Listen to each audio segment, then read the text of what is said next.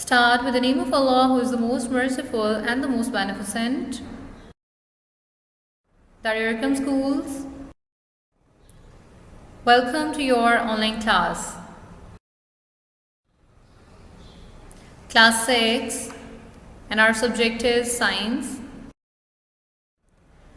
Today we are going to start our chapter number 1, and the chapter is cellular organization of plants and animals.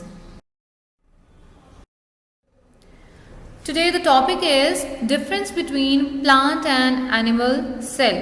Plant and animal cell की जब भी हम बात करते हैं तो हम देखते हैं कि there are very much similarities between both the cells, लेकिन जब भी हम देखेंगे इन दो सेल्स में तो हमें बहुत सारे मेजर डिफरेंसेस नज़र आएंगे जिनकी बेस पर हम एनिमल एंड प्लांट सेल को डिफ्रेंशिएट कर सकते हैं. So let's discuss the differences. So every time when we talk about the plant and animal cell, there are many similarities between both, that they have the cell organelles which are very much similar in both of them, but there are some differences too. So the first difference is about cell wall. Cell wall is present in plant cell while the cell wall is absent in animal cell. अगर हम plant cell की बात करें तो plant cell की जो सबसे outer covering होती है that is always be the cell wall, और अगर animal cell की बात करें तो animal cell में cell wall present नहीं होती. The outer covering in animal cell is cell membrane. And the next difference is about the nucleus. If we talk about the nucleus, then the nucleus lies near the side of the cell wall because of a large vacuole. Plant cell में क्योंकि centre में एक large vacuole present होता है जिसकी वजह से nucleus जो है वो सेंट्रल पोजीशन में नहीं होता, that is slide towards the cell wall, तो उसकी सेंट्रल पोजीशन नहीं होती, that lies side of the cell wall. उसके बाद अगर हम न्यूक्लियस की बात करें इन एनिमल सेल, तो जैसे बहुत सारे अगर आपने एनिमल सेल कभी ऑब्जर्व किए हों under the microscope, you can C very easily that जो न्यूक्लियस होता है वो कॉमनली सेंट्रल पोजीशन में होता है. नॉर्मली हर सेल का जो न्यूक्लियस होगा that is present in centre of the cell. So in all animal cell the nucleus lies in centre of the cell. So the next difference is single large vacuole is present in plant cell. अगर हम plant cell की बात करें तो plant cell में हमारे पास एक single large vacuole present होता है. अभी हमने न्यूक्लियस की बात की थी. न्यूक्लियस हमने कहा कि that is not present in centre of the cell in plant cell, और वो क्या हो जाता है, that is slides towards the cell wall because of a single large vacuole, क्योंकि इसमें एक ही लार्ज वैक्यूल होता है जो कि सेंटर में प्रेजेंट होगा in plant cell. But in animal cell many small vacuoles are present. Animal cell में बहुत सारे छोटे छोटे स्मॉल वैक्यूल्स प्रेजेंट होते हैं, और इन वैक्यूल्स का काम क्या होता है, इनका फंक्शन ये है कि ये अपने अंदर बहुत सारे ऑर्गेनिक इनऑर्गेनिक सॉल्ट्स को, वाटर को, waste material and excretory material को अपने अंदर स्टोर करते हैं and they process the cell accordingly. The next difference is about chloroplast. Chloroplasts are present in plant cell while the chloroplasts are absent in animal cell. Chloroplast is that part which helps in the food making process, which is the photosynthesis. और हमें पता है कि only plant cell में food making process होता है या photosynthesis होती है, so it is only present in the plant cell. अगर हम chloroplast की animal cell के अंदर बात करें तो animal cell में चूँकि there is no any photosynthesis process, तो food making process नहीं होता, जिसकी वजह से chloroplast की ज़रूरत भी animal cell के अंदर नहीं होती. So chloroplasts are absent in animal cell. The next is centrioles. Centrioles are absent in plant cell and centrioles are present in animal cell.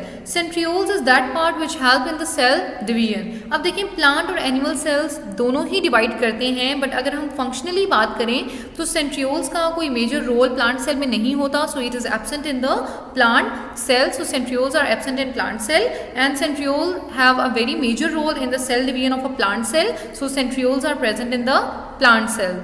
So these are some major differences between the plant and animal cell on the basis of which you can easily differentiate between both of the cells.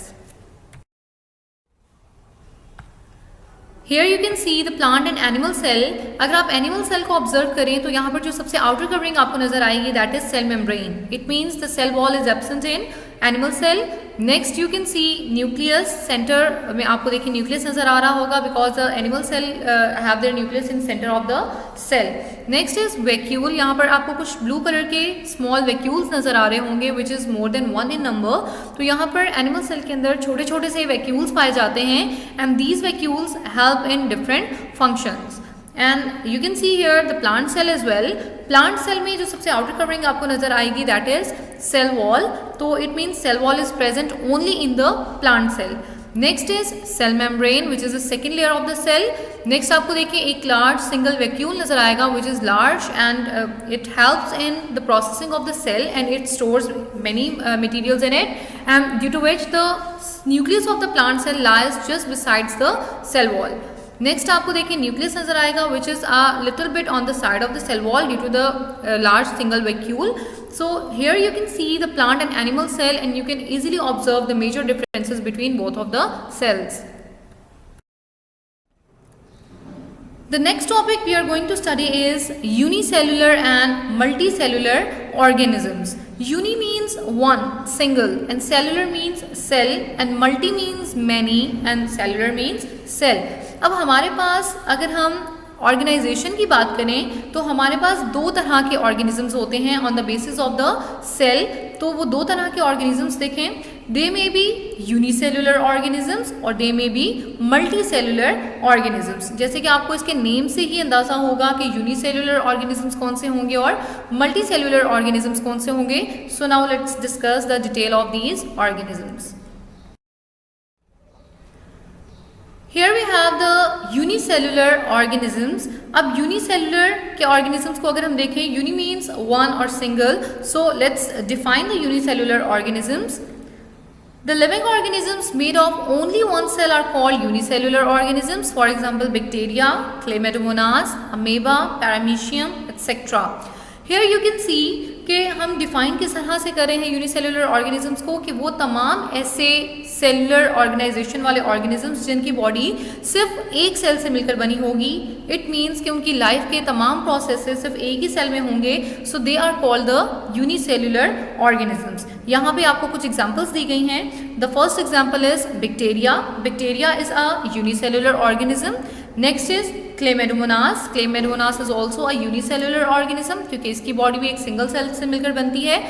Next is amoeba and the last one is paramecium. तो ये तमाम वो organisms हैं, they are called the unicellular organisms because they have only single cell and they have only one cell which makes their body. The next is multicellular organisms. So let's discuss the multicellular and let's define it. The organisms made of more than one cell are called multicellular organisms. For example, plants and animals. Multi means many and cellular means cell. ऐसे तमाम organisms जिनकी body एक से ज़्यादा cell से मिलकर बनी होगी, they are called the multicellular organisms. For example, plants and animals. अगर आप plants और animals को देखें तो आपको कभी भी कोई plant या कोई animal एक single cell नज़र नहीं आएगा. They are made up of trillions of cell. It means कि उनकी बॉडी खरबों अरबों सेल से मिलकर बनी होती है, वो एक सिंगल सेल पर डिपेंड नहीं करते. Here you can see the baby boy. और यहाँ पर आप देख सकते हैं कि क्योंकि ये एक मल्टी सेलुलर ऑर्गेनिज्म है क्योंकि इनकी बॉडी किससे मिलकर बनी है, they are made up of trillions of cell. Next is butterfly. Butterfly you can see it with your naked eyes, so it is also the multi cellular organism. And last is definitely the plant. Plant की body भी more than one cell से मिलकर बनी होगी, so it is also included in the multi cellular organisms. So that's all about our today's lecture. Thank you so much. Keep calm and Allah Hafiz. Meet you in next class. Take care.